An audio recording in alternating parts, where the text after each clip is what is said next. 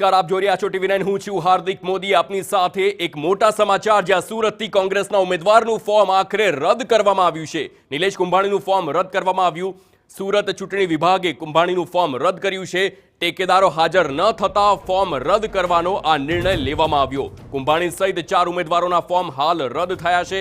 પરંતુ હાલ આ સૌથી મોટા સમાચાર, જ્યાં એક દિવસના હાઈ વોલ્ટેજ ડ્રામા બાદ આખરે સુરતમાં કોંગ્રેસના ઉમેદવાર નિલેશ કુંભાણીનું ફોર્મ રદ કરવામાં આવ્યું છે।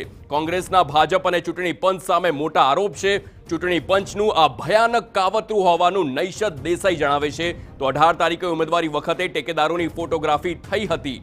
18મીએ ટેકેદારો હાજર હતા તો એફિડેવિટ કોણ લાવ્યું? તો ભાજપના ઉમેદવારે સત્તાનું નગ્ન પ્રદર્શન કર્યું છે તેવા આક્ષેપ કરવામાં આવ્યા। નિલેશ કુંભાણી હાઈકોર્ટમાં જવા નીકળી ગયા છે તેમ નૈશદ દેસાઈએ જણાવ્યું છે। હાઈકોર્ટમાં પિટિશન કરવાનું મોડું થાય એટલે ઓર્ડરની કોપી આપતા નથી। તો કોંગ્રેસ પાર્ટી ગુજરાત હાઈકોર્ટમાં ચૂંટણી અધિકારી સામે તપાસની માંગ કરશે।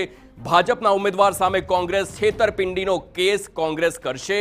આ તમામ જે આક્ષેપો છે તે કરવામાં આવ્યા છે। પરંતુ હાલ સૌથી મોટા સમાચાર કે હવે સુરત બેઠક પરથી કોંગ્રેસના ઉમેદવાર લોકસભા 2024ની ચૂંટણી નહીં લડી શકે।